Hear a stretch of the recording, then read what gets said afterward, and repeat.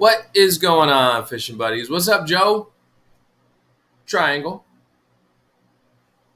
Hope everybody had a good week.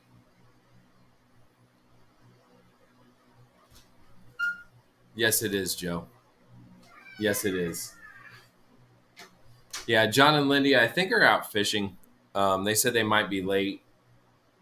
Um, so, we'll see if they jump up. If not, Daddy, what? what are you doing? I'm doing my live. Why will John and Lydia be late? I have no idea. Who are you talking to? I'm talking to Joe and Shane. Is that cool with you? All right. She's cool with it. Shane or Joe, if you want to jump up, you're more than welcome to. What do you think of the backdrop? I kind of redid some things. Yeah, I know they did, Shane.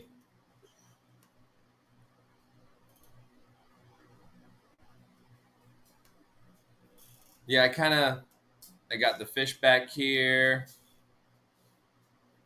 What up, Chris? How you doing, buddy? Chris, I actually need to get a hold of you.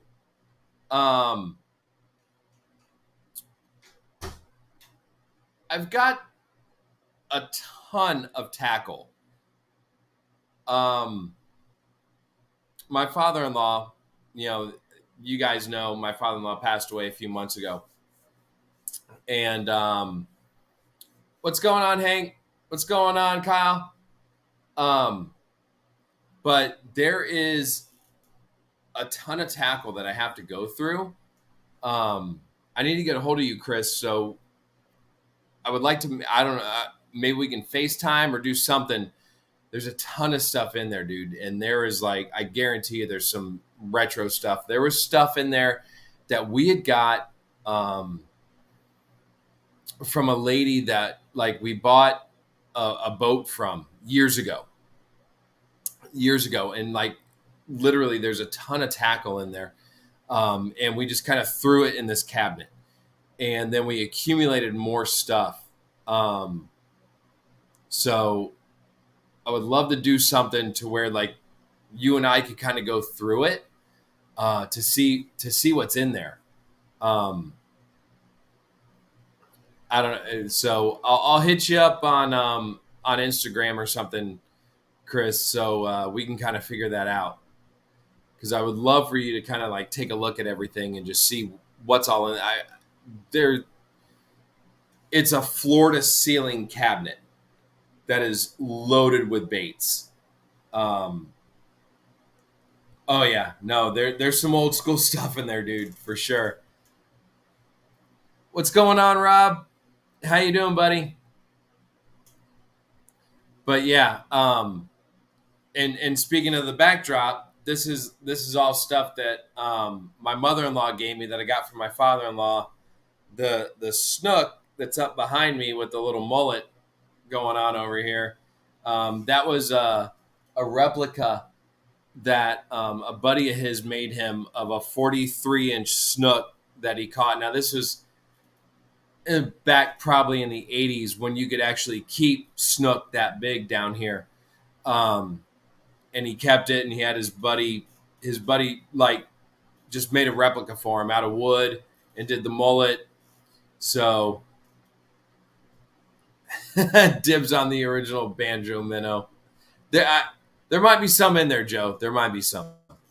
But yeah, so my mother-in-law brought it over. She gave me that with the mullet, and then the sign that's over here.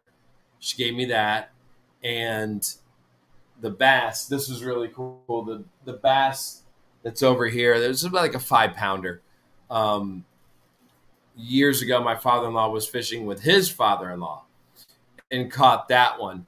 And it was, I think it's about a 5-pounder. And he had it, mounted and everything. So my mother-in-law brought this stuff over here and gave it to me. So I kind of redid some things. I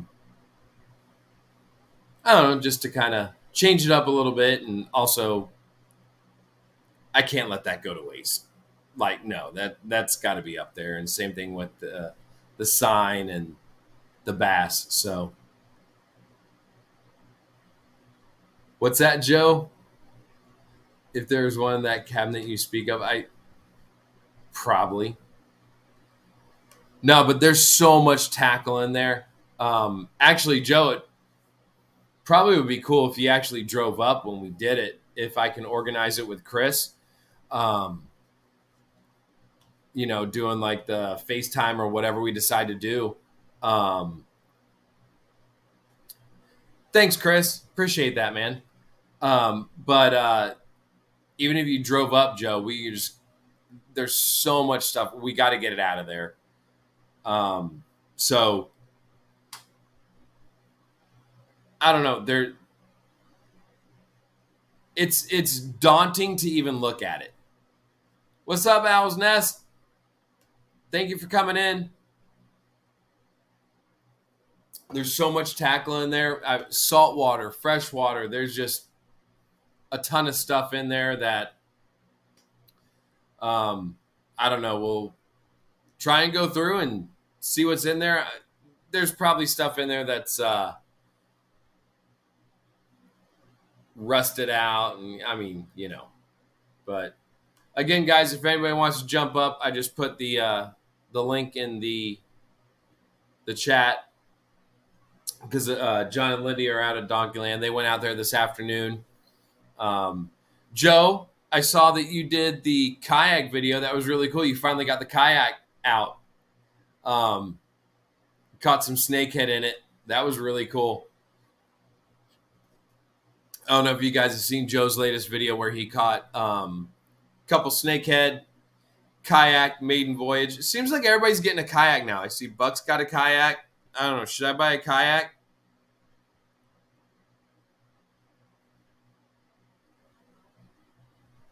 I don't know. I'm not buying a kayak. I'm not.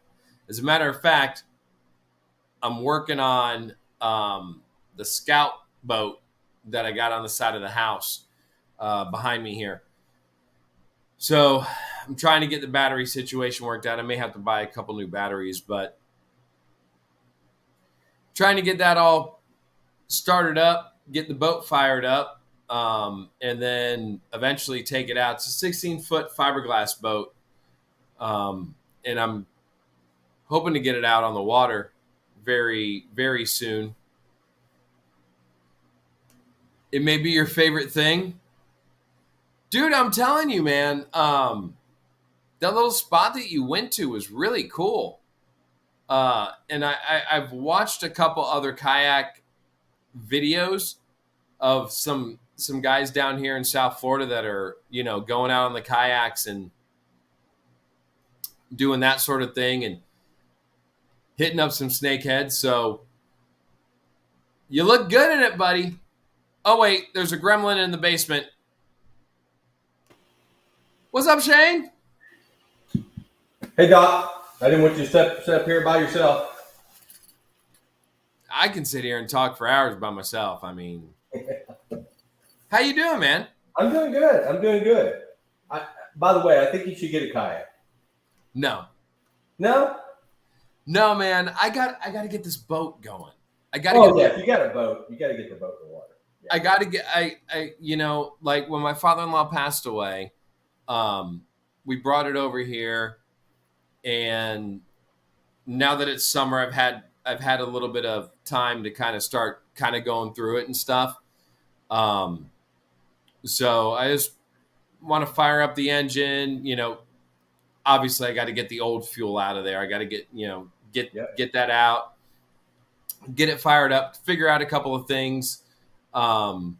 With it's got a power pole on the back, so I want to, when my father-in-law had it wasn't deploying, so I kind of want to figure that out. It's got an iPilot, That's good. on the front, so just kind of want to start going through it and hopefully get it out on the water. Yeah. So that'll be my kayak, I guess. So to speak. If you got the boat, you got to get it out there. You just got to get through all the make sure everything works, function check everything, Yeah. and get out there on the water. I will tell you, I caught Joe's kayak video the other day, and the thing that stood out to me the most is Joe was not wearing combat boots on his kayak. I think Yep. I think that is a rare moment where Joe is not wearing boots on the kayak, which is a good idea, by the way. If you're going to have to get out, if you tip over and have to swim.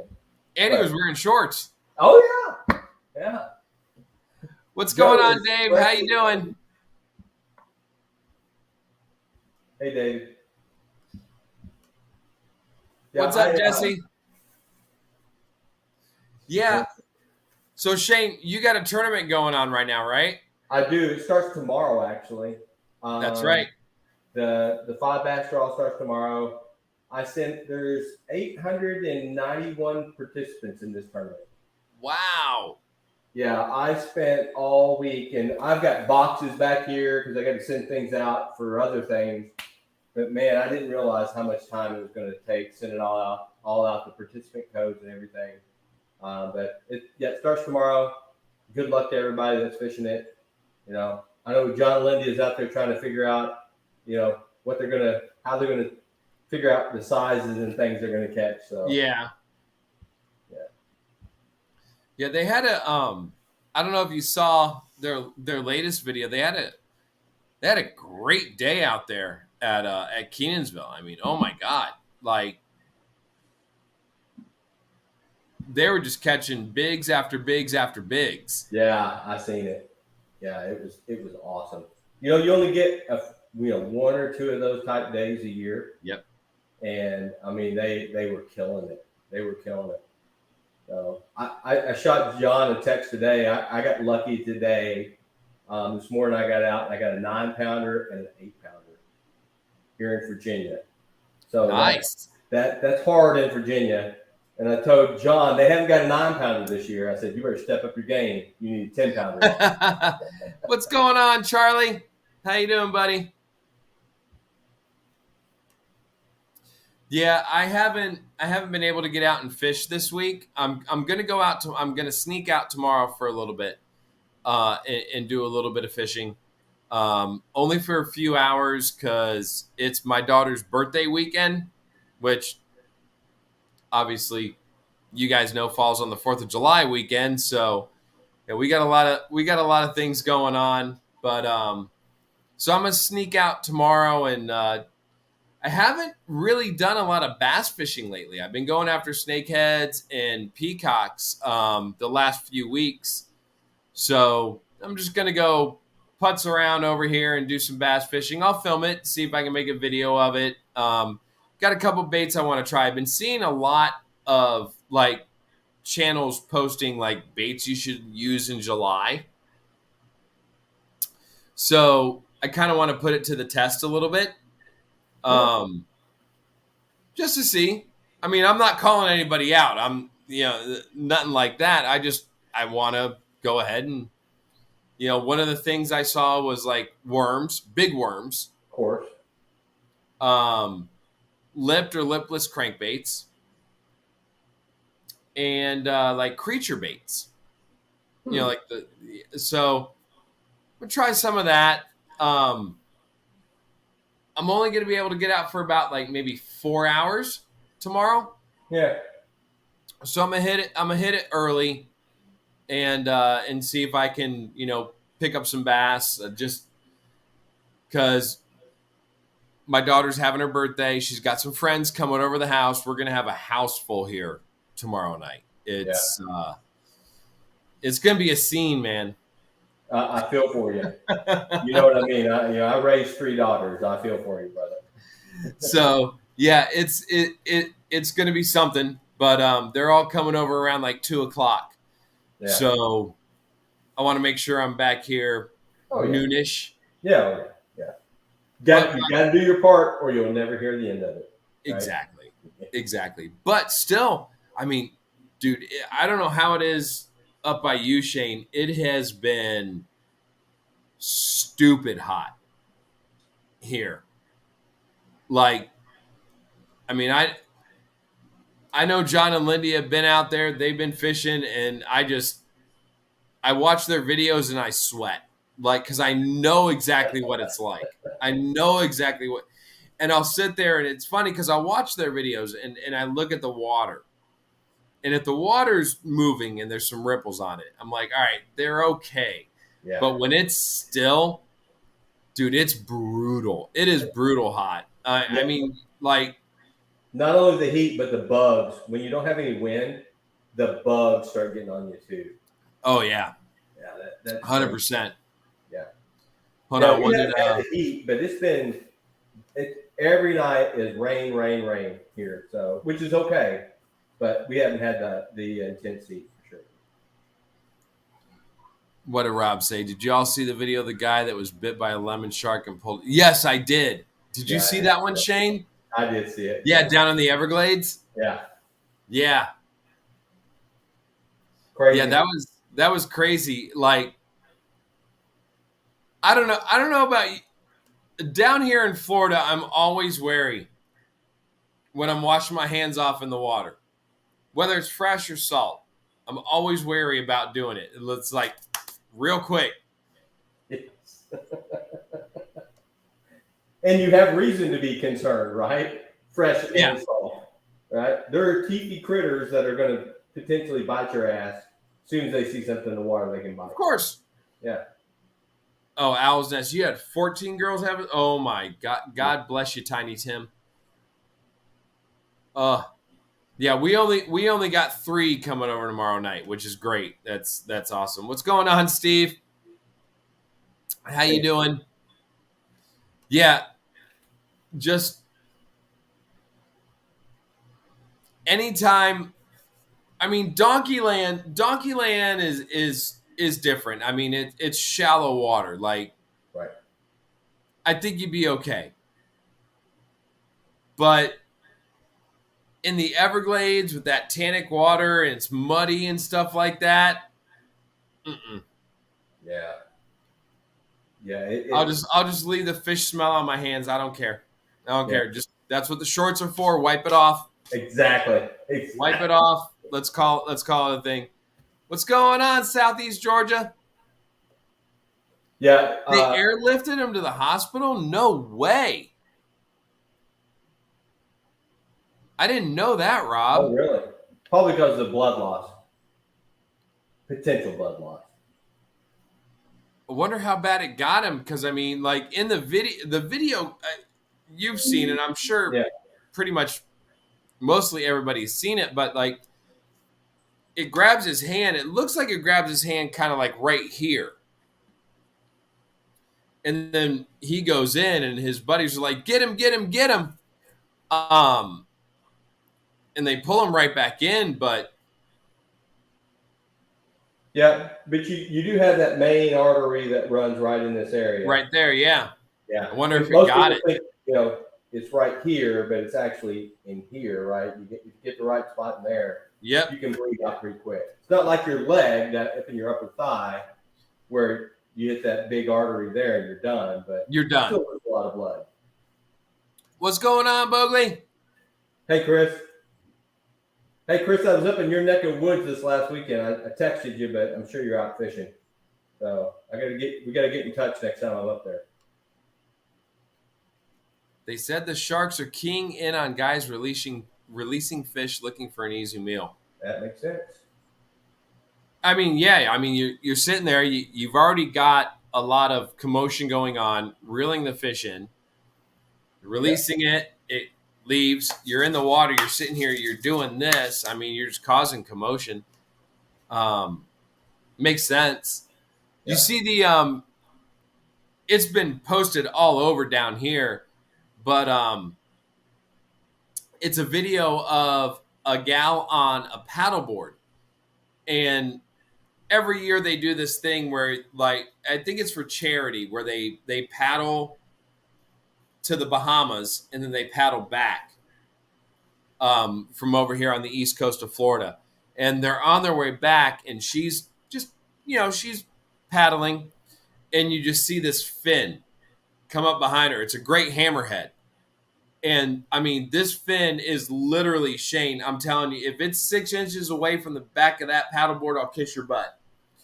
And when they do this, they always have the boats that go with them. Right. And this guy's like, just keep coming, just keep coming. He's like, get here, sit. And I mean, there's this great hammerhead just sitting there in the water right by him. And there was another guy, he was just like kind of sitting on it. And they're like, just stay there, we're coming to get you. You know, I don't know, just nope, not doing that. Yeah, I will tell you, I've dove with in areas with sharks, and I'd be on one side of a reef, like in South Africa. I dove in South Africa. I could see the sharks on the other side of the reef. I was like, no, I know they're on the other side of the reef. I'm out of here. I don't want nothing to do with them. Right? Let's find another spot. There's pretty colorful fish I can see in other places without sharks. Right, and that's the thing. Like with a lot of these people, like there was another video that I saw where a bunch of hammerheads came into a place. It's up in like Gulf Shore, Alabama, I think, and all these people are like freaking out. There's hammerheads at the sandbar. We're like, oh my god, what are they doing here? It's like they live here. Yeah, like you're in their neck of the woods. Yeah, I mean, you even in brackish water, yeah, you're going to have sharks, right? You just got to deal with it, you know. Yeah, but, and you know that's add sharks and gators or crocodiles, or depending on what part of the world you're in. That's when you get into that area where, like you said, I don't even put my hands in the water, right? And listen, I'm going to tell you this right now. When I'm reviving a bass, like out there at Donkeyland or Headwaters, I'm always very cautious. Like you can't see it on camera. I'm not looking at the fish. I'm looking around. I'm looking down in the water. I got my polarized glasses on, and it's just like, hurry up, because you never know. Oh yeah, yeah. And you know, it might only be a 3 or 4 foot gator, a small gator, you know, in that sense. But if one gets you, I mean, it still sucks, right? Yeah. They can cause a lot of damage. They can. Oh, absolutely. Yeah. I don't just the amount of things down here in Florida that can just get you. Yeah. You know, and I commend Joe for going out in the kayak. Got more balls than I do. I don't know if I could do the kayak thing in the freshwater down here. Now listen, I've done the paddleboard thing. I had a paddleboard. I sold it years ago. I had the paddleboard, and I would fish off the paddleboard. This is before I had the YouTube channel. And I would fish off the paddleboard and catch snook, jack, you know, trout and stuff like that. But anytime I would catch one, it would just be pull them up, get them, and just gone quick. I don't know. I saw too many bull sharks and stuff like that when I was out there paddleboarding. I mean, you're on a paddleboard and you're just like teetering. Yeah, I mean, you're just one step away from getting bit if you're not careful. Oh yeah, and like when we, I used to be able to go down to the Keys at the beginning of August, and go lobster diving, you know, because that's the beginning of season down here. Yeah. Well, since our school district where, you know, I live, in their infinite wisdom, decided to start school really early, when they start what we call preschool, which is when I have to be back to school to do, like, you know, get your classroom ready, go. It's really just a bunch of meetings to meet. You ever seen the movie Office Space? Oh yeah. And Many in times. in one scene, they're interviewing Peter, and in the background, you can see the big whiteboard, and it has a whole bunch of stuff written on it. And at the very top, and I don't know what made my eye draw to it, but I saw it. And if you go back and watch it, it says "planning to plan" at the very top of it. And that's exactly what the week of preschool is for teachers. Planning to it's useless. It's absolutely useless. We are in so many meetings and everything. But anyway, so because I have to do that, I can't go down to the Keys when we normally go with our friends to go lobster diving. But like even going down there and diving in the water, I can't tell you how many times like we're down there, you're going to get some bugs, and there's a bull shark. Over here, here's a hammerhead. It just they're all over. Yeah. Yeah, I mean that's life in that area though. You either Yeah. have to accept it or not go in the water, right? That's what really. Yeah. You either don't do it or, you know, let somebody else go get your lobsters for you. Yeah, but I love lobster. I would probably be. I'd risk it a little bit to get some big lobsters. And you don't. They're rock. Are they rock lobster down in that area? Or are they? Yeah, I they're mean, rock. yeah, like what you would guys there we don't have our lobsters don't have claws. Right. Yeah, they're clawless. Yeah. Yeah. And to be honest, I like this is me being a Florida native. I like Florida lobster better than Oh, Maine lobster. yeah. I think they taste better. Yeah. One of the my buddy Gary from Gary's Fish Tales. He's on vacation right now, but he was a big lobster diver when he was in California, and they had the clawless lobsters. And one of the best lobsters that I ever had in my life. He got 2 5-pounders one night, just big Wow. giant tails, and we cooked them on the grill with butter. Man, it's the best lobster. It was just awesome. Oh And yeah, no, to this it's day, like that's the staple of how I like the flavor profile of those lobster. You can't match it, right? It's hard. no. And what was really cool, my buddies I would go down there with when we were younger, and it's crazy to think about that this was like over 20 years ago, which just makes me feel old at this point. But back when we were, right out of high school, getting ready to go into college, my buddies, they had his dad had a commercial fishing license to go down there. So we would go down in like October and dive for lobster, which was always, and we would go down to the Keys. We would go down to Marathon. And that was always around the time of, for when we were growing up, Fantasy Fest, which was like, it's actually weird. It's sponsored by the Florida Lottery. And it's this ridiculous, it's almost like Mardi Gras, but down in the Keys. But it happens during, like the Halloween weekend. So everybody dresses up and everything. So we would literally go down to the Keys for a week and a half, go lobster diving, and we would just get trash cans full of lobster, go sell them, keep some for ourselves, come back, and we just ate lobster nonstop on the grill. And then when Fantasy Fest happened, we would just drive down from Marathon down to Key West and just straight debauchery for like 3 days. Yeah.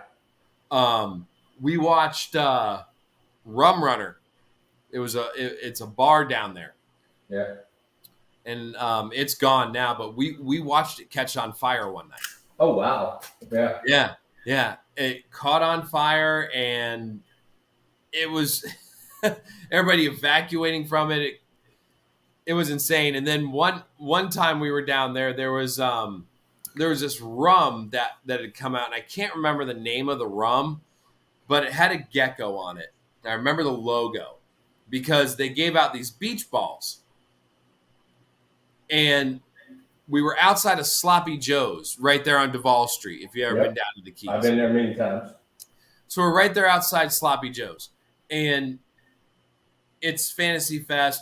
And they got these guys that are promoting this rum. and they're up on top of the roof of Sloppy Joe's, and they're out there and they got spotlights on them, and they're, hitting off these beach balls, and like there's these girls in the crowd and they're handing out all these, samples of their rum.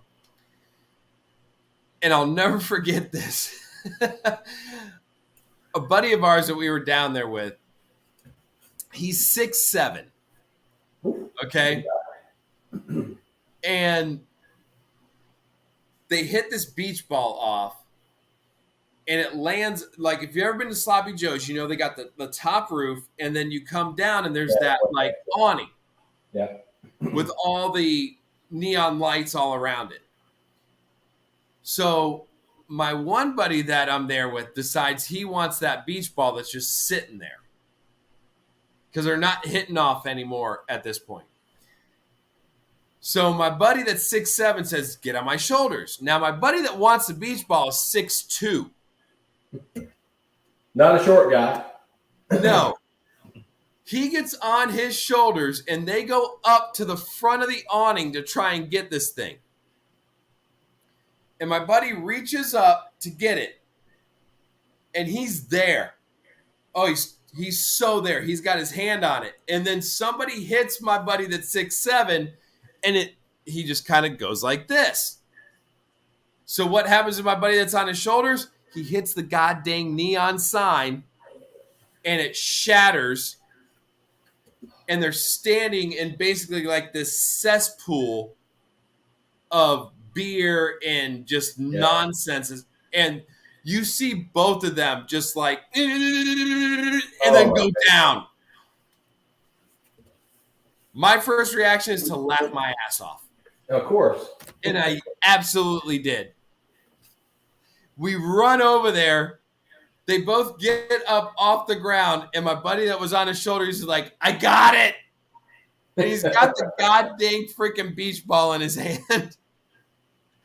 But the sign at Sloppy Joe's is like hanging like this now. Oh, really? Wow.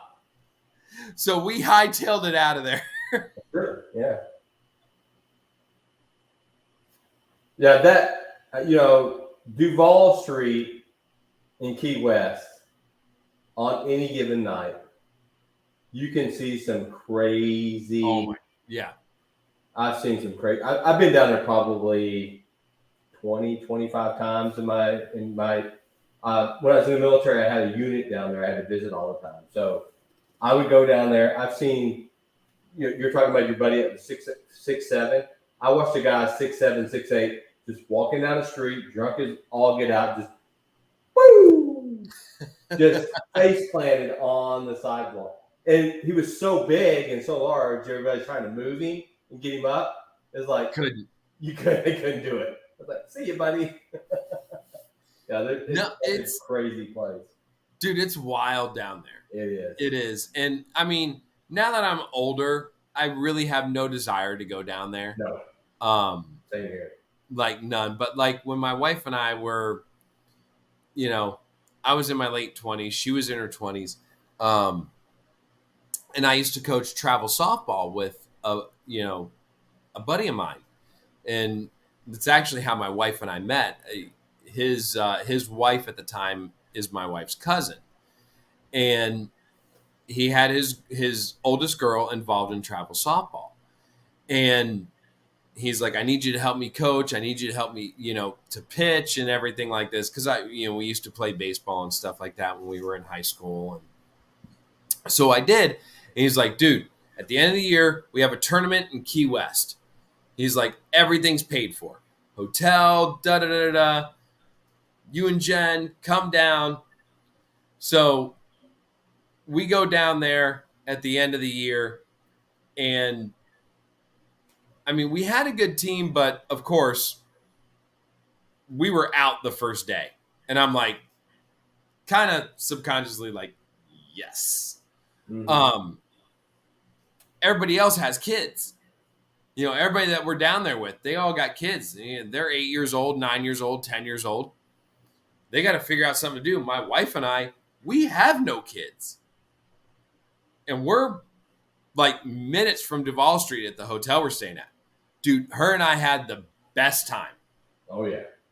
I'm So sure. it was definitely worth giving up almost every single weekend throughout the summer to go here, to go there, to go here, to go there, to do these tournaments. And oh my God, some of the stuff that we saw, like you could spend hours just sitting there people watching. Oh yeah. People watching's the best down there. And we did. We sat there one afternoon, my wife and I, we went to Fat Tuesdays. And they the way their bar is set up, it's kind of elevated. And you're sitting right on the outside. And they got this like area where it's just a bar area where you can sit and look out on Duval Street. We sat there for almost 2 hours just watching people. It was great. It Yeah. was phenomenal. Yeah. You got to be careful. You never know what you're going to see there too. Yeah. Oh yeah, no, absolutely. There's some wild stuff going on down there. Yeah, for sure. For sure.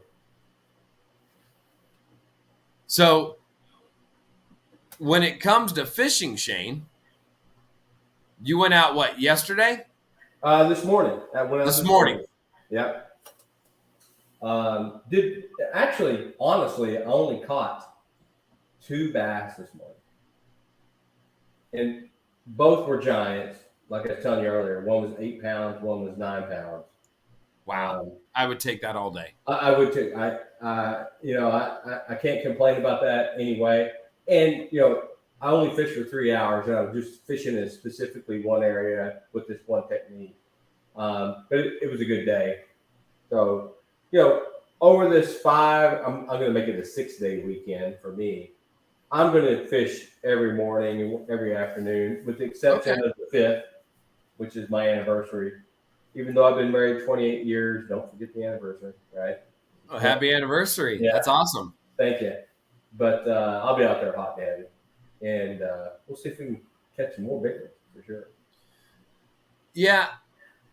Like I said, I haven't been bass fishing in, I don't know, I want to say a month. It's been about a month that I haven't been bass fishing. Like, I went out with Billy from SoFlo Outdoors a few times. He and I wanted to hit up Lake Ida, so he came up my way. We hit that up, caught a couple snakehead, a couple peacock, and then he's like, come down my way. So I went down his way. What was it? Was it last weekend or the weekend before? And we went down. It's a great spot. That's literally right by his house, and you just head down this canal. I'd say probably about 6-7 miles, and you can start getting into these like offshoot areas. We went and netted some shiners because really what we were trying to target, because in this canal there's freshwater tarpon and snook, so that's really what we were trying to target. First thing in the morning, was because we could see them rolling. You could see the tarpon rolling, and I mean, we were throwing shiners at them, but like we started catching peacock bass. They were eating them up.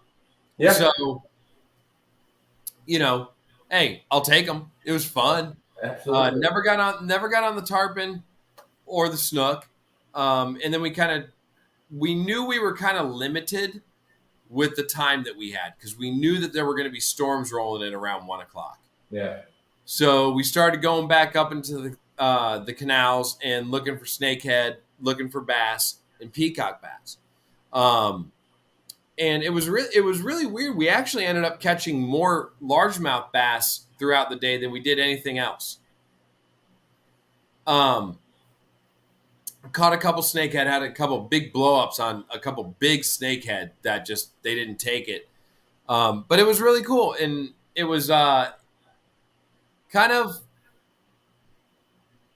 the area we were fishing was neat. It had a lot of eelgrass, but very deep. Yeah. In extremely clear water. So, I don't know.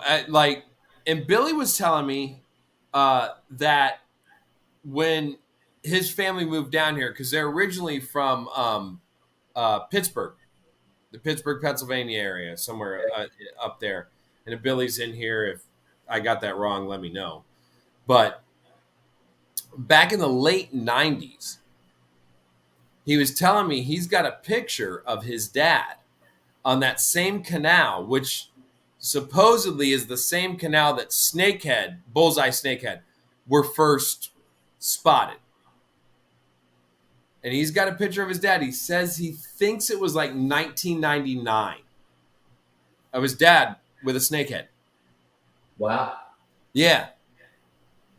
Yeah, from my understanding, snakeheads really didn't make a really dent in the population until like 2008.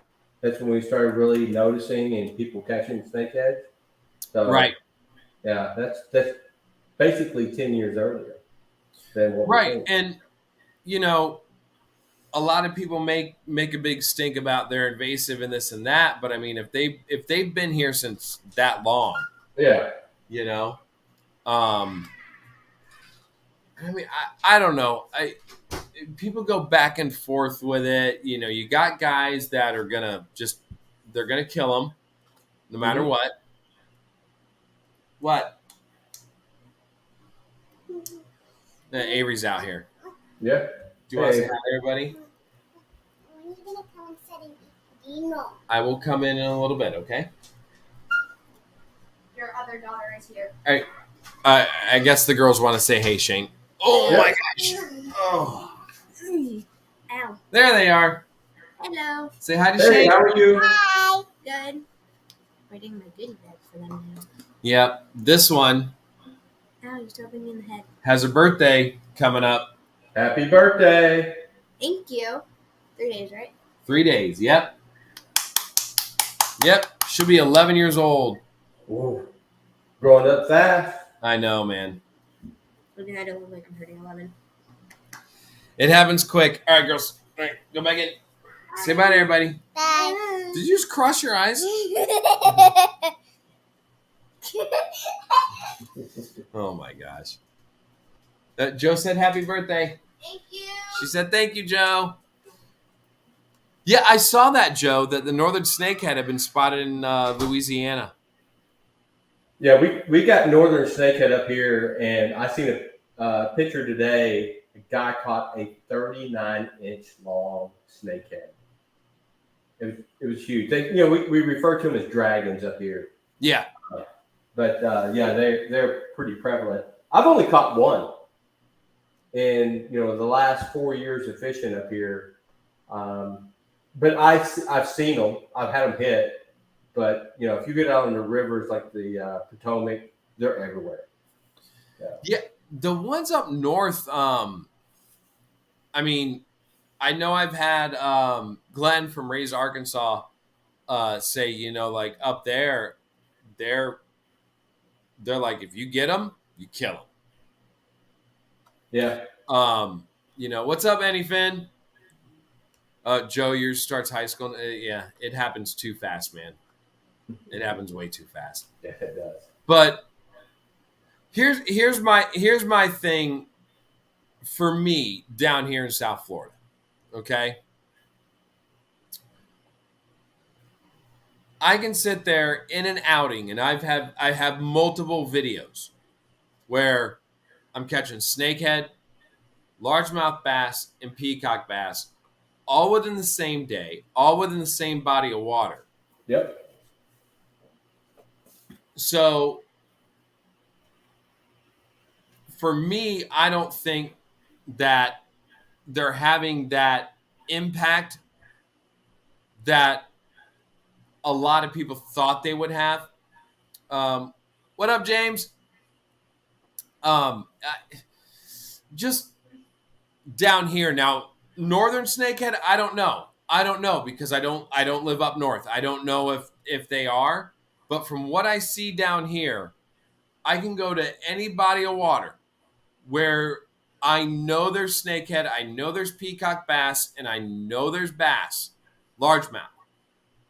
And on any given day, I can sit there, and if I put in the time, I'm going to catch an equal amount of all three fish. Yeah, I would agree with that, Doc. I tell you, up here in Virginia, initially, when I first moved here 5 years ago, 6 years ago, whatever it was, the state said if you catch a snakehead, you got to kill it. You cannot possess a snakehead. They've totally went away from that. They do not. You catch a snakehead, good. You can catch, release, eat it, whatever. Me, if I do catch a snakehead, I'm eating that damn thing. I heard they're great to eat. Now, I don't know about the northern. I can tell you this, Shane, and Joe can attest to it as well. The bullseye snakehead, phenomenal to eat. Yeah. I mean, phenomenal. Yeah. Yeah. Russell from RWA Fishing, who lives 50 miles north of me, catches them all the time. He said they're great table fare. He's fished with me a couple times, but they are not really a issue here. Matter of fact, when I see snakehead spawning, you'll see that big school of baby That snakehead. big ball, yeah. Yeah, they'll have that bait ball. They have the mama and the daddy guarding it. Yep. I am throwing on that, and I'm catching 3 to 5 pound bass because the bass will run up there and charge it and eat those fry. Mm-hmm. And I can throw in there and catch bass all the time. So I think it balances out, honestly. I really do. Yeah. I mean, even I subscribe to a Bassmaster magazine, and I have for years. And there was an article. I wish I would have kept it. I think my wife threw it away because I leave things all over the house, and eventually she just gets, really upset with me and just like, okay, this has got to go. But there was an article in there about like the South Florida exotics, and even in that article, the author of the article said that the snakeheads down here in South Florida are not having the impact that was originally thought, and shows like River Monsters and even, and I'm not blaming like other shows like Captain Blair Wiggins when he did the Frankenfish videos and things like that, because at the time, I mean, just like anything you see all online or you read, eventually you're going to probably believe it. But like when you sit here and you go out to these areas that we're fishing down here in South Florida, they are just, my own eyes tell me they're not having the adverse effects that was originally thought. Yep. Yeah. I mean, we've got peacock bass, Mayan cichlids, jaguar capotes, or whatever the hell you call them. You got all these aquarium fish, clown knife fish, and they're all doing just fine. I mean, we're catching them, we're pulling them out of there. Yeah. I wish the FWC would come out. They just kind of seem to be sitting back on their haunches, just kind of like, we're not gonna really say anything right now, like I did that video about the truth about snakehead, where people were constantly regurgitating old information like, oh, it's $500 in fines and you're going to jail. I'm like, okay, yeah, and it's not the case down here, Yeah, the one thing that, for you in your area, you have so many exotics. Yeah. Right? Clown knife, tilapia, I could go on and on. At some point, if you think about it, you could run out of forage, right? You have so many bait fish. You only have so many bait fish to supply the population. But what you got to consider is all the fish that are eating the bait fish are providing forage to the population as well. So as long as that ratio of fry coming into the water can support the ecosystem of all the fish, it shouldn't be an issue. Right. And like you said, Shane, you got, you sit there and you see these balls of fry of snakehead and you see bass just crushing them. Okay, well, a bass would have never sit there and ate snakehead before, but they're there now. And what are they doing? Yeah. They're adapting. Yep. That's what happens. Are they artificially put there or invasive? Absolutely. Like they're not supposed to be there, but Darwinism, so to speak, Yep. you adapt. Evolution. It's kind It's of evolution. the fish evolved, right? Right. Right. It's another form of meals. Basically, what it boils down to, the fish adapt. They go like, oh, okay. There's this big brown thing, long thing. It hatches twice a year, right? Instead of They once. breed. Yeah, they breed twice. The snakeheads here breed twice a year. Hey, I'm going to hang around that guy. That's 2 meals a year that I can feed up. If I'm a bass. So. What's up, Gabe? How you doing, buddy? But I want to go back. I had it up there for a minute. Joe's going to be on a live tomorrow night, and Joe, I am going to do my best. Here, I'll put it back up. I'm going to do my best to get in there. Now, keep in mind, I'm going to have like 5, 10, 11-year-olds here at my house. Around that time. I may have drowned in the pool at that point on purpose. I'm just saying. So I will do my best to get in there.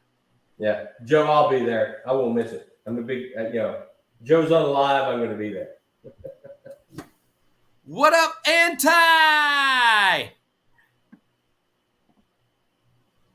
At Darwin. I love Anti. He's awesome. Much fun. The other one that I've got to throw up here. I was just looking through the comments. James from Crankin' and Yankin talks about Joe. That was a northern shithead spot in Louisiana. His name is Buck. Oh, and then yes, and then Joe put right after it. Why you guys get on Buck all the time? Yeah. Hey, James, I got to say, I watched your video the other day. Buck he didn't tip over in the kayak. I was impressed. I didn't see him catch a damn fish, but he did not go for a swim.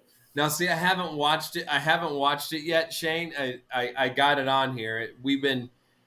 I've been in and out all day. Yeah. I've been in and out all day. I did the backdrop, and then we had to run out to go get stuff for tomorrow, and then we got back, and then we're like, oh crap, and then we had to run back out again. Like I literally walked back into the house probably about like maybe 15 minutes before we were supposed to go live. So I do like the backdrop, by the way, Doc. Thanks. It looks really good. It really does.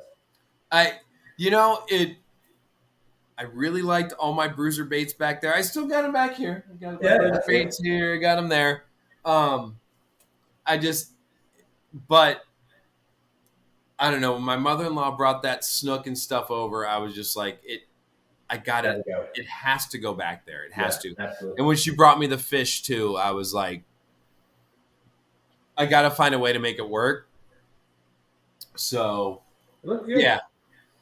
Yeah. And it's, they're not my fish. I didn't catch them. I didn't catch those fish, but still it's family. It's family. Yeah.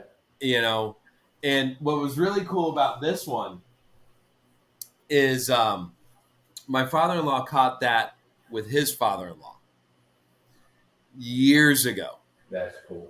And they were out on this little canal chain that's out west by us called the C18 Canal. And it's like a 5.5. It's not a huge bass. It's a 5.5 pounder. But my father-in-law caught it with his father-in-law. Yeah.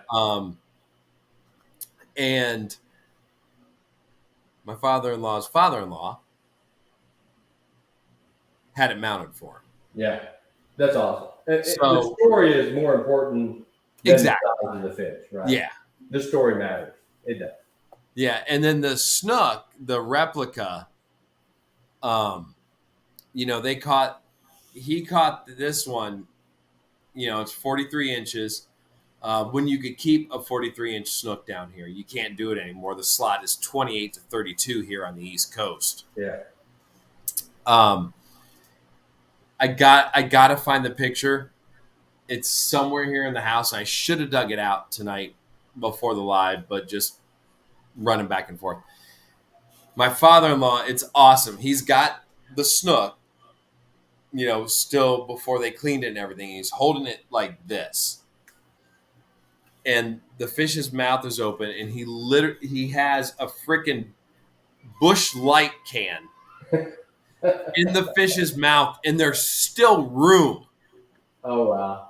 And there's still room in it. God, I wish we could keep them that big anymore. Oh yeah, yeah. Hey, I got to show you something, Doc. I'm going to share this with you.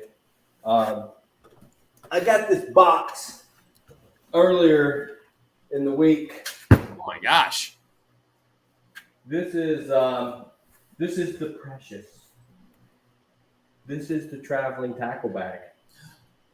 Yeah. So I haven't opened it on purpose. I got some plans for it, but I've had it for a few days. I'm gonna get busy with it here in the next few days, but I'm purposely gonna keep it sealed and open it up for the video. So I'm looking forward. That's gonna be. I cannot wait to see what you do with that thing. Like, you've known enough about what's going on with this thing, and just like, how many channels have been involved with it and everything. I can't wait to see what you do with it.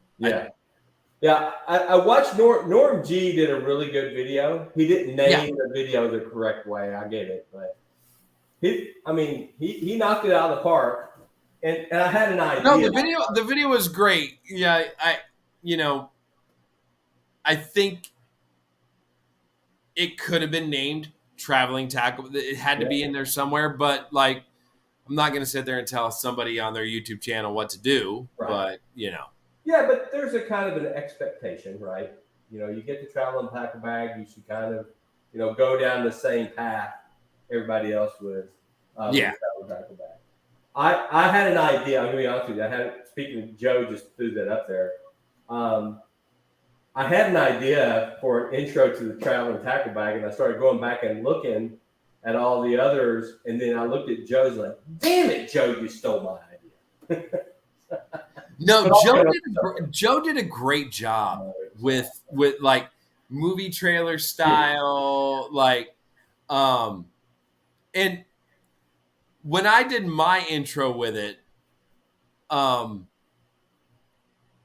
I wanted to get Joe delivering it to me, but like when Joe brought it up here, we were actually, I think we were on our way to, I don't know, we were on our way to a dance competition or some shit like that, Mm-hmm.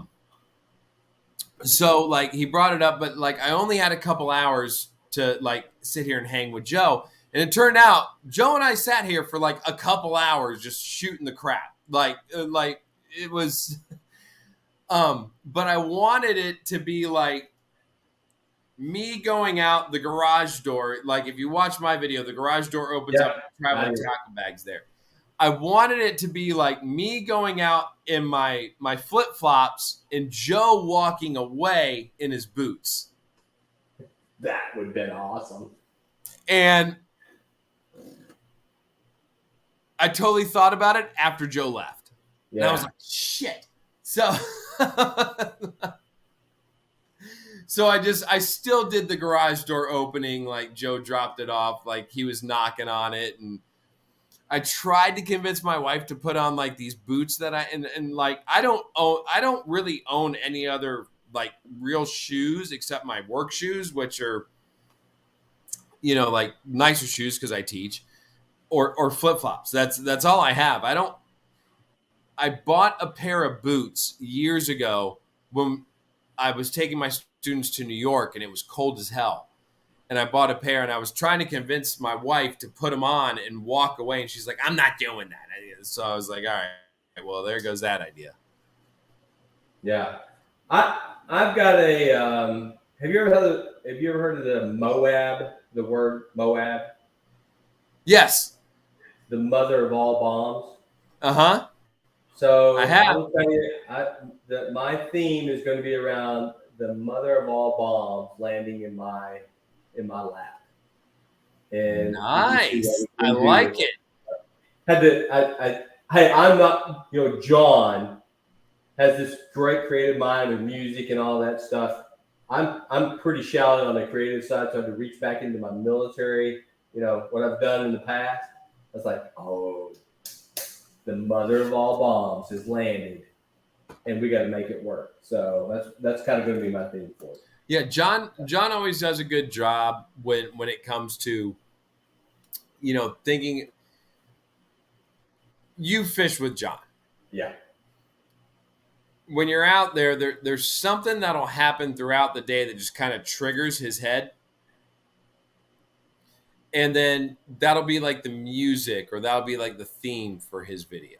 yeah, yeah, You know, absolutely. and John does a great job with that. Like I think it's great. I don't know, me, I'm kind of more like I have an idea of what I want to do, and then I just the teacher in me. I kind of want to like put some informational stuff in there. Right, right. You know, um, but yeah, John always does a good job. But I will say this: when Joe did his intro to the traveling tackle bag, Great. I was like, freaking home run out of the park. That was awesome. Yeah, How he included everybody like James and Buck and just it. So I really wanted to kind of do that with mine too. yeah, Um, I'm happy we got it back. yeah. Um, you know, uh, and now that it's back in circulation, I'm hoping it kind of, you know, Oh yeah, I think we'll get it spawned into back into the main line, if you will, here real quick. So I yeah, I and it, I I'll be honest, I've had it now for 6 days. I haven't opened it, but work, life, all that stuff. yeah, Got no, yeah, yeah. But I'll get something out. Not probably this coming weekend. Those big bass I caught today. I'll probably put that video out first. But the next video I put out will be the travel and tackle bag, and I'm going to drive it up to Ted from off the hook.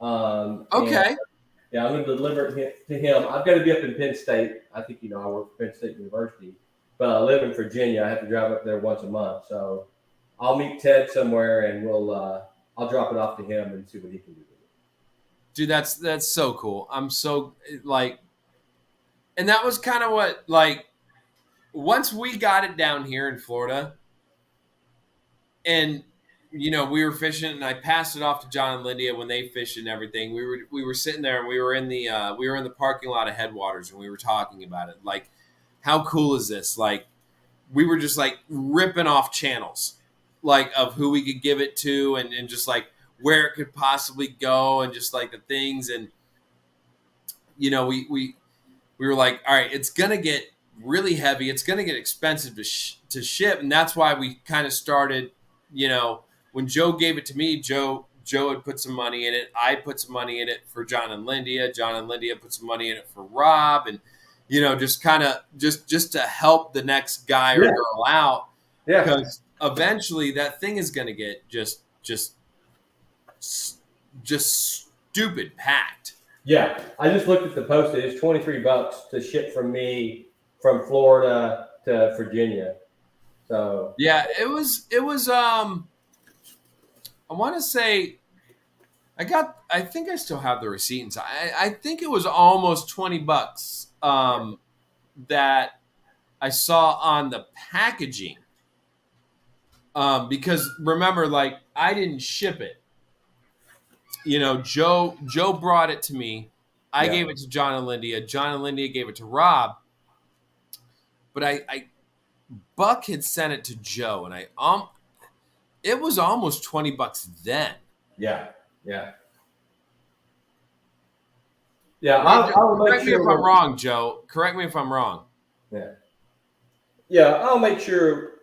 I'll make sure there's enough, funds in it to get to a couple spots, right? I mean, that's the best you can do is if you have the honor of, the traveling tackle bag lands on you, you got to do your part to make sure it continues on, right? That's part of the what I consider now after learning about it and now getting it. The tradition is to make sure it can move on. So, Right. Just traveling. That was Larry's from Show Me Creek. That was his idea. And I think he got it from another bigger YouTube channel, and just started it with our community, and just something fun for us to do. And what's really cool is there's so much stuff in that tackle bag that can be absolutely. used anywhere.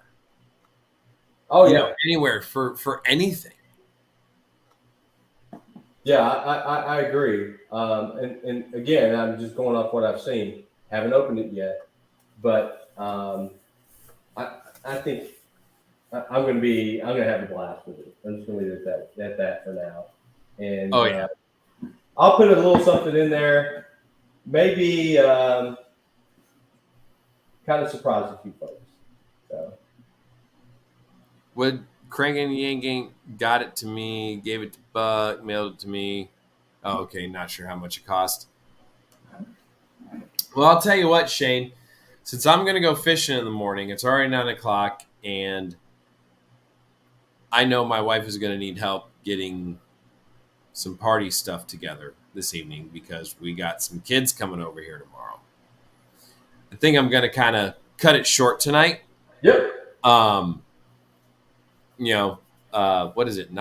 It's already 9:00. Damn, time flies when you're having fun. Yeah. And I'm going to hit the water at 4:30 in the morning, so I'm down with you. Yeah, no, I'm trying to get out, I'm going to wake up probably about 5 and get out early, sunrise. And I plan on being back home 10, 11 o'clock at the latest tomorrow. Not only one, to make sure that, help my wife out, but two, it's getting stupid hot.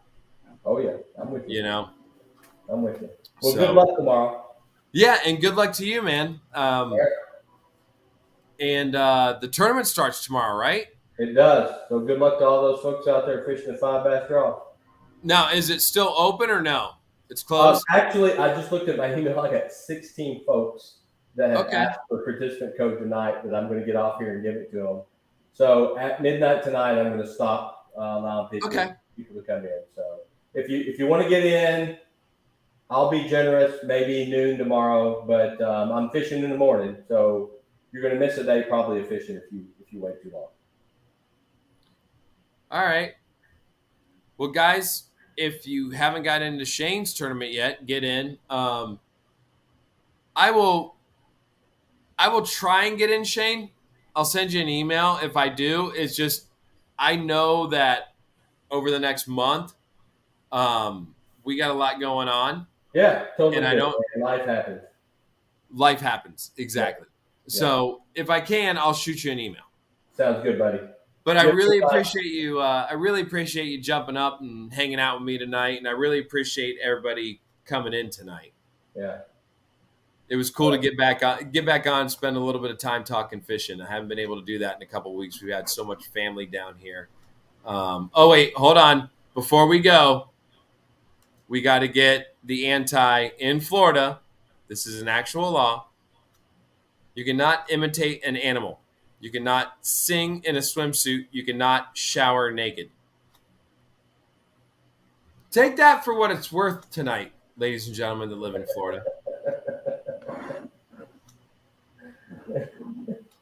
God, I love anti. That's so awesome. That is such a great way to end the show. Hey, good night, everybody. Have a good one. All right, Shane. Good luck tomorrow fishing, buddy. I'll chat at you. All right. Have a good one. All right. Good night, guys.